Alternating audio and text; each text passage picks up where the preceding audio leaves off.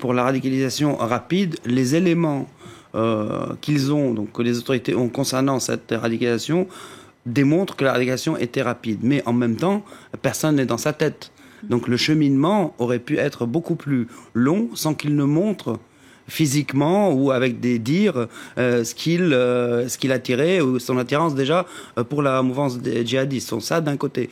D'un autre côté, sur le profil, on a beaucoup entendu dire qu'il buvait, c'était pas un bon pratiquant, tout ça. Bon, mais il faut savoir que dans l'idéologie djihadiste, et ça c'est ce que prêchent les djihadistes depuis des décennies, toute personne qui renie sa vie passée, donc d'ancien délinquant ou sa vie de débauche comme ils le conçoivent, est le bienvenu dans leur rang. Parce qu'en prenant ce chemin donc du djihad tel qu'ils le conçoivent, il va se faire pardonner tous ses péchés, mais aussi pouvoir intercéder pour 70 personnes de son entourage. Donc ça aussi, c'est à prendre en considération. Parce que même, par exemple, le chef d'Al-Qaïda en Irak, Zarqawi, le Jordanien qui a été tué dans une frappe américaine, était un ancien délinquant. Et on retrouve ce profil beaucoup dans les mouvances djihadistes, même si ce profil n'est pas représentatif de toute la mouvance en tant que telle. Parce que si on revient quelques semaines en arrière, on voit les attentats aussi au nom de l'État islamique au Bangladesh, on voit que les assaillants étaient des universitaires de la haute classe moyenne. Donc ça aussi, c'est à prendre en considération. Ces nouveaux profils plutôt inquiétants, parce que d'autant plus difficile à repérer pour les agences de sécurité. Pourtant, l'organisation de l'État islamique l'a qualifié de soldat. Pour vous, c'est important? C'est très important parce que le choix des mots est important. Et d'ailleurs, le procureur Molins a insisté sur la nature terroriste de l'acte. Donc, il s'est bien sûr inspiré des appels de l'État islamique à attaquer les gens avec tous les moyens, aussi avec des voitures.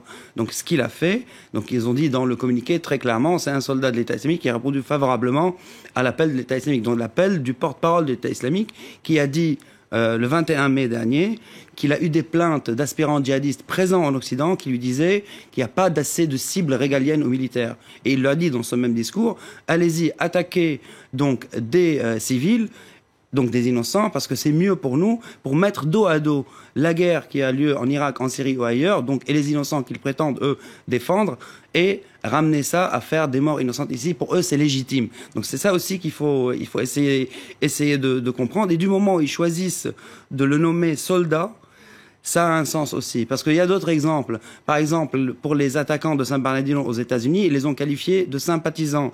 Idem pour un attaquant en Australie. Oui, ils peuvent également saluer l'acte. Ils peuvent saluer l'acte sans le revendiquer pleinement comme ça. Alors, un nouveau profil, un nouveau mode opératoire, en tout cas en France. Que pensez-vous? Où en est la menace de l'organisation de l'État islamique en imaginant que ce lien soit avéré en France aujourd'hui? Où en est-on? À quoi peut-on s'attendre? Écoutez, il y a différents modes opératoires.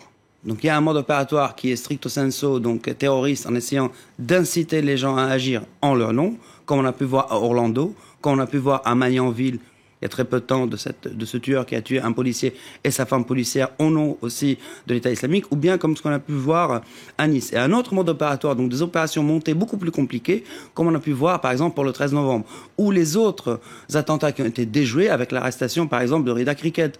Donc ça aussi, il faut, ça veut dire, ce qui se passe sur le terrain, en Syrie, en Irak, militairement, et leur capacité de monter des opérations, c'est une chose, et la capacité à inciter des gens à agir en leur nom pour des motifs terroristes, c'est autre chose aussi.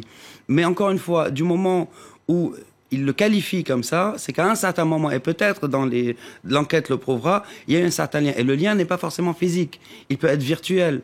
Il peut être virtuel, il peut être avec un membre donc de l'État islamique, que ce soit en Syrie ou en Irak, on se focalise trop là-dessus, mais ça peut être ailleurs aussi, ça peut être en Tunisie, ça peut être en Libye, ça peut être aussi en France même.